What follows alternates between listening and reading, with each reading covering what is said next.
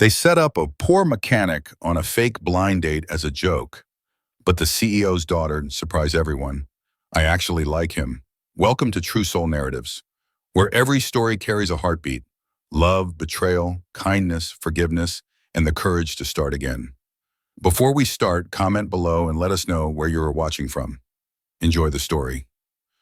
Cole Bennett stood frozen in the middle of La Bella Notte, one of the city's most expensive restaurants, as camera phones pointed at him from every direction. Laughter echoed from the corner booth where two men in designer suits couldn't contain themselves. The bill in his trembling hand read $800 for food he never ordered. His face burned with shame as he realized the truth. This wasn't a date. It was a joke. And he was the punchline. That's when a voice cut through the chaos like a blade. Wait, stop! The woman across from him, the one he thought might actually like him, stood up with fire in her eyes. But before we get there, let me tell you how a poor mechanic ended up in the middle of the cruelest prank of his life. Cole Bennett was 28 years old and he'd never felt more out of place. He sat at a table draped in white linen, surrounded by the kind of people who didn't check price tags. His only clean button-up shirt, the blue one he saved for funerals and job interviews, felt tight around his collar. In his hand, a single red rose. He'd bought it at the gas station on the way over, $3.79. The plastic wrapping still crinkled when he moved. His palms were sweating, not from the heat, but from the fear that he didn't belong here. That any second someone would realize he was just a guy who spent his days covered in engine grease and sent him back to where he came from. Bennett's auto shop. That's where Cole belonged. The small garage on the edge of town with the fading sign his father had painted 30 years ago. His dad was gone now, 3 years this October. But Cole kept the place running. Barely. He worked alone most days, changing oil, replacing brake pads, fixing whatever broke. The shop didn't make him rich, but it kept the lights on in his tiny one-bedroom apartment. The one with the leaking faucet he kept meaning to fix and the couch he'd found on the curb 5 years ago. That was Cole's life. Simple, honest, quiet, until his co-workers convinced him to try online dating. They'd meant well. Danny and Marcus from the parts store next door saw how lonely he was, how he ate lunch alone every day with grease still under his fingernails. So they set up a profile for him. Terrible photos, awkward bio, but it was something. And then, miracle of miracles, he got a match. Her name was Victoria. Her profile said she liked honest people and real conversations. They messaged for 2 weeks. She seemed different, kind, genuine. When she suggested meeting at La Bella Notte, Cole's stomach dropped. He looked up the place online. Entrees started at $60, but she insisted, said she wanted somewhere special for their first meeting. Cole borrowed money from his savings, the fund he'd been building to fix the shop's broken AC unit, and made the reservation. He told himself it would be worth it, that maybe, just maybe, someone like her could see something in someone like him. What Cole didn't know was that Victoria wasn't the one who sent those messages. Two guys from the Riverside Country Club, Tyler Hutchinson and Brandon Cross, were. They'd found Cole's dating profile during a slow afternoon at the club bar, probably through one of those screenshots that get passed around for laughs. Tyler, whose father owned half the commercial real estate downtown, thought it would be hilarious. A poor mechanic thinking he had a shot with someone out of his league. Brandon, who'd never worked a real day in his life, agreed immediately. They created a fake profile, used some models' photos, spent 2 weeks stringing Cole along with messages designed to build hope. Then they booked La Bella Notte, called in favors to make sure the staff played along, and invited their friends to watch. The plan was simple. Let Cole show up, let him order, let him think it was real, then reveal the truth, film his reaction, and post it online. Content, humiliation, entertainment. But there was one problem with their perfect plan. The real Victoria Ashford had no idea any of this was happening. Victoria, 26 years old and daughter of Richard Ashford, the tech CEO whose company had just gone public for billions, was supposed to be on a completely different date that night. Her father had arranged it, some venture capitalist's son who talked about portfolios over appetizers. She'd canceled last minute, tired of the same shallow conversations with men who only saw her last name. Her assistant had mentioned someone, a friend set up, a guy who wasn't from their world, someone different. Victoria agreed, desperate for authenticity. She didn't know the restaurant, didn't know the time. Her assistant handled everything. What Victoria didn't realize was that her assistant's boyfriend was friends with Brandon. And Brandon, always looking for a bigger punchline, had convinced him to send Victoria to the same restaurant, same time, same table number. The real Victoria, meeting the real Cole. While Tyler and Brandon filmed from the corner, expecting chaos. If you're wondering how this possibly ends well, subscribe to TrueSoul Narratives because what happens next will restore your faith in humanity. When Victoria walked into La Bella Notte that evening, she noticed Cole immediately. He stood when she approached, nearly knocking over his water glass. The nervous energy, the gas station rose still wrapped in plastic. The way his eyes wouldn't quite meet hers. She found it endearing. Most men she met walked in with the confidence of someone who'd never been told no. Cole looked like he was afraid she'd leave before he even said hello. He didn't know about her father, her money, her world. His messages, the ones he thought he'd been sending to her, had been genuine. Awkward, yes, but real. And when they sat down and started talking, Victoria realized something. For the first time in years, someone was being honest with her. Cole told her about the shop, about his father, about how he wasn't sure he could afford dessert, but he'd figure it out. He didn't try to impress her with accomplishments or connections. He was just himself. And Victoria, who'd spent her entire life surrounded by people performing, felt something she hadn't felt in a long time. Interest. Real interest. She started asking questions. He started relaxing. They laughed. They connected. Across the restaurant, Tyler and Brandon exchanged confused looks. This wasn't how it was supposed to go. Cole picked up the menu and his heart sank. No prices. That meant expensive. Really expensive. He scanned the entrees, trying to calculate in his head what each dish might cost based on the fancy descriptions. Seared duck breast with cherry reduction, pan-roasted halibut with truffle butter. He had no idea. Victoria watched him, noticed the way his eyes darted across the page, the small crease forming between his eyebrows. When the waiter came, Cole ordered water and the cheapest sounding pasta on the menu. Victoria didn't judge, didn't make a comment. She just smiled and ordered something simple too. That's when Cole started to relax. Really relax. They talked about real things, not the weather or where they went to college. Real things. Cole told her about his father, how he'd taught him everything about engines before the cancer took him. How some mornings Cole still expected to see him in the shop, coffee in hand, ready to argue about the proper way to change a transmission. Victoria listened, actually listened. Then she shared something she rarely told anyone. How lonely it felt to be surrounded by people who only wanted something from you. How exhausting it was to smile through another dinner with someone who'd already planned how to use her connections before the appetizers arrived. Cole reached across the table, almost touched her hand, then stopped himself. "You deserve better than that," he said quietly. She looked at him with something that felt dangerously close to hope. The chemistry built naturally.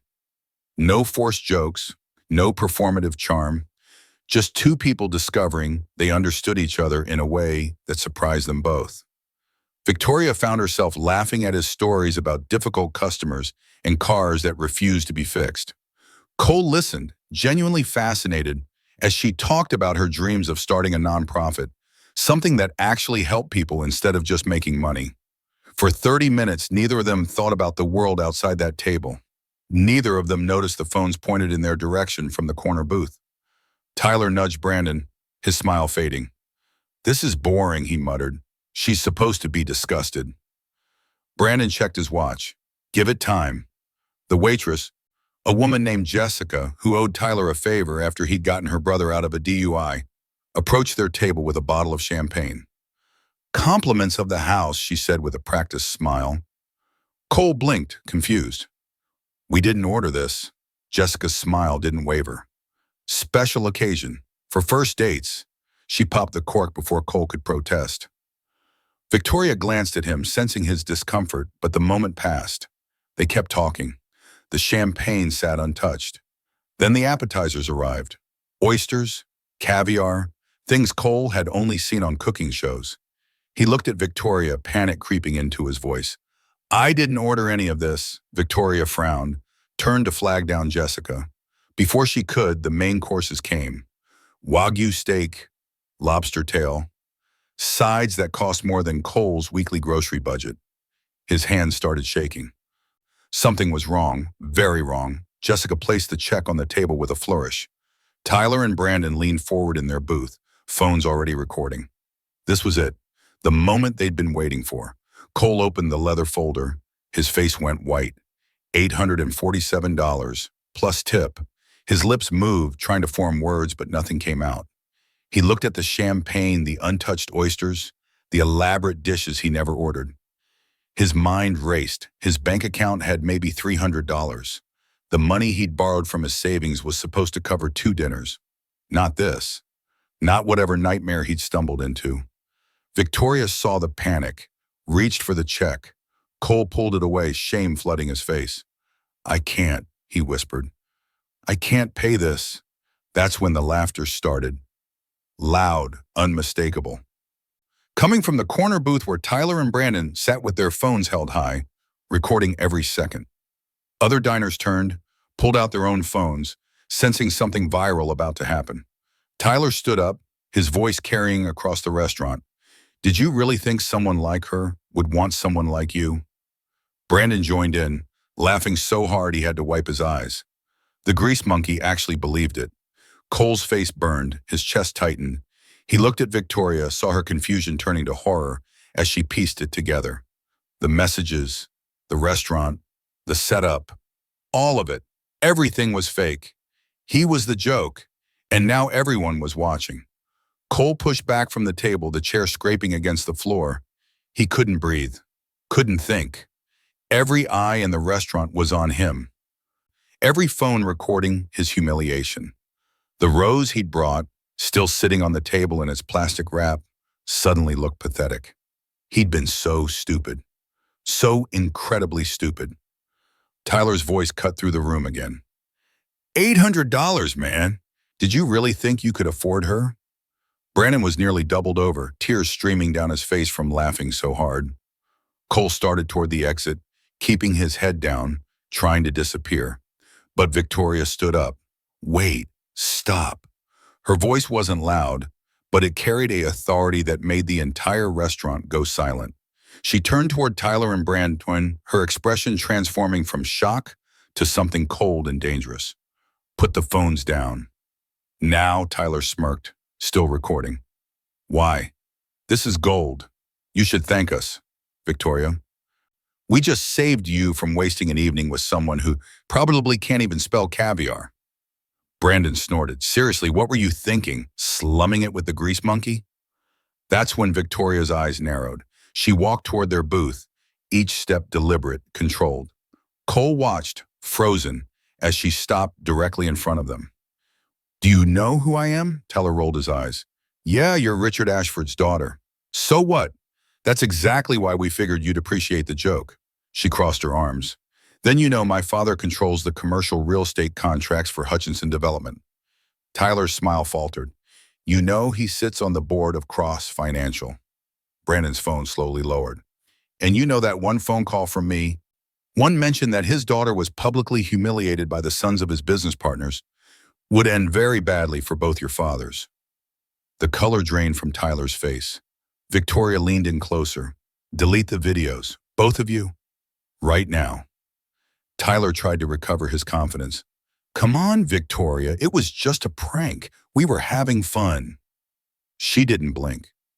You were humiliating someone because you thought it was funny, because you've never had to worry about an $800 bill, because you've never had to work for anything real in your entire lives. Delete them. Now. Brandon looked at Tyler, panic in his eyes. His father had already threatened to cut him off twice this year. He couldn't afford another scandal. He opened his phone, hands shaking, and deleted the video. Tyler hesitated. pride warring with self-preservation. Victoria pulled out her own phone. Should I call my father, or are you going to do the right thing? Tyler deleted the video. The other diners, sensing the drama deflating, slowly put their phones away. Some looked disappointed. Others looked uncomfortable, realizing they had almost been part of something cruel. Victoria turned back to their table. And you'll pay this bill. The entire thing. Both of you. Consider it the price of not having your fathers lose their biggest accounts. She picked up the check, walked over, and dropped it on their table. Tyler's face went red, but he didn't argue. Brandon pulled out his wallet with trembling fingers. Victoria stood there until they called the waiter over and handed him a credit card. Only then did she turn around. But Cole was already gone. She spun toward the exit, saw the door still swinging. Her heart dropped. She grabbed her purse and ran, her heels clicking against the marble floor. Outside, the night air was cold. She looked left, then right, finally spotting him halfway across the parking lot. Cole, wait, please. He didn't stop, didn't turn around. His hands were shoved deep in his pockets, shoulders hunched against the world. She ran after him, ignoring the stares from the valet attendants. Cole, please. Just let me explain. He stopped walking but didn't face her. You don't have to explain anything. I get it. This was all just entertainment for people like them. People like you. She felt like she'd been slapped. That's not fair. He finally turned around and she saw tears in his eyes. Tears he was fighting to keep from falling. Isn't it? You showed up, probably had no idea what was happening. But now you've seen exactly what I am. A joke. Someone people like Tyler and Brandon can humiliate for fun. Someone who can't afford to take a woman to a nice restaurant without panicking over the bill. His voice cracked. You did your good deed for the day. Stood up for the poor guy. Now you can go back to your life and forget this ever happened. Victoria stepped closer. Is that really what you think? He looked away. I think you're probably a good person who got caught up in something terrible. But that doesn't change reality. Your world and mine, they don't mix. They never will. She felt anger rising in her chest, not at him, but at every person who'd made him feel this way. Every Tyler and Brandon who'd looked at someone like Cole and decided he was worth less. You don't know anything about my world, she said quietly. You don't know what it's like to sit across from men who've calculated your net worth before dessert arrives. Who see a connection to my father instead of me. Who perform interest because they want something. Cole, I've been on 100 first dates and not one of them felt real. Not one. Until tonight. He met her eyes, searching for deception, for pity, for anything that would confirm what he already believed. I didn't know about the prank, she continued. I swear, my assistant set this up, said it was someone different, someone real. I showed up hoping for exactly what I found. Someone who didn't know my last name. Someone who brought a gas station rose because it was genuine, not because it was expensive. Someone who told me the truth about his life instead of a carefully constructed image. Her voice softened. I actually like you, Cole. I didn't expect to, but I do. And I know you have every reason not to believe me after what just happened, but I'm asking you to try. He wanted to believe her. God, he wanted to. But the humiliation was still fresh, still burning. You don't have to pity me, he said. Victoria shook her head. This isn't pity. This is me being honest. The same way you were honest with me in there. You told me about your father, your shop, your struggles. You didn't pretend to be something you're not. Do you know how rare that is? Cole looked down at his worn shoes, then back at her. So what happens now? Do we go back in there? Finish the date while everyone whispers about what happened? She smiled, sad and hopeful at the same time. No, we leave. We start over. No expensive restaurants, no setups, no games. Just us, if you want to. He studied her face, looking for any sign that this was another trick, another layer to the joke. But all he saw was sincerity, and maybe, just maybe, something else. Something that looked a lot like hope. The parking lot was quiet except for the distant hum of traffic. Cole took a deep breath. His pride screamed at him to walk away, to protect himself from more pain. but something stronger, something that sounded like his father's voice, whispered different advice. Sometimes the best things come from the worst moments. If you run every time you're scared, you'll spend your whole life alone. Cole looked at Victoria, really looked at her, and made his choice. Okay, he said quietly, one more chance. But Victoria, if this is some kind of social experiment or guilt thing, just tell me now, save us both the trouble. She reached out, hesitated, then took his hand. It's not guilt. It's not an experiment. It's just me wanting to know you better. The real you, not the version Tyler and Brandon tried to destroy. He squeezed her hand, surprised by how natural it felt. Then no more fancy restaurants. She laughed, a genuine sound that cut through the tension. Deal. How about coffee? The kind that costs $3, not 30. He smiled for the first time since the humiliation. I know a place. They walked to his truck, an old Ford with a dent in the passenger door. Victoria climbed in without hesitation, without looking back at the restaurant where her Mercedes sat in valet. They drove to a 24-hour diner on the edge of town, the kind with cracked vinyl booths and coffee that tasted like it had been sitting since morning. And they talked, really talked. For 3 hours, they sat across from each other in that diner, sharing truths they rarely told anyone. Victoria confessed how exhausting it was to be Richard Ashford's daughter, how every friendship felt transactional, how she'd stopped believing in genuine connection years ago. Cole told her about the weight of keeping his father's dream alive, how some nights he lay awake wondering if he was honoring his dad's memory or just too afraid to let go. As the night stretched into early morning, something shifted between them. The walls came down, the fear melted away. When Cole drove her back to her car at 3 a.m., Victoria didn't want to leave. Call me tomorrow, she asked. He nodded. I will. And he did. That phone call turned into daily conversations. Coffee dates became lunch dates. Lunch dates became evenings at the shop where Victoria sat on a rolling stool, watching Cole work, asking questions about engines and transmissions. She wasn't pretending interest. She genuinely wanted to understand his world. And Cole slowly began to believe that maybe, just maybe, she really did see him.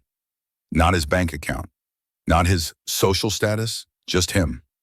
6 months later, Bennett's auto shop looked different. The sign had been repainted, the bay doors replaced, and the broken air conditioning finally fixed. Inside, classic rock played from new speakers while two people worked side by side on a vintage Mustang. Victoria Ashford, dressed in blue coveralls with grease smeared across her cheek, held a wrench while Cole guided her hands. No, like this, he said, adjusting her grip. You have to feel when it catches. She concentrated, tongue between her teeth, then grinned when the bolt finally loosened. I did it, he laughed, pride evident in his voice. You're a natural. The shop had changed because Victoria had invested, not as charity, but as a silent business partner. She'd seen the potential Cole couldn't none. The way his reputation for honest work and fair prices had built a loyal customer base. With proper equipment and marketing, Bennett's auto shop had gone from barely surviving to thriving. They'd hired 2 mechanics, expanded services, and started getting contracts with local businesses. Cole still did the work he loved, but now he wasn't drowning in debt while doing it. Victoria handled the business side, applying her degree in management in ways that actually fulfilled her. This was what she'd wanted all along. Purpose, partnership, something real. On the wall near the register in a simple black frame hung a dried rose. The plastic wrapping was gone, but the flower remained, a reminder of the night that changed everything. Victoria caught Cole looking at it as they cleaned up for the day. Still can't believe you kept that, he said, washing his hands in the industrial sink. She walked over, stood on her toes, and kissed his cheek. Best fake date I ever had. He pulled her close, engine grease and all. Only real one I ever needed. They stood there in the quiet shop, surrounded by tools and car parts and the life they'd built together. Outside, the sun was setting, painting the sky in shades of orange and gold. Would you have given Cole a second chance, or would pride have made you walk away?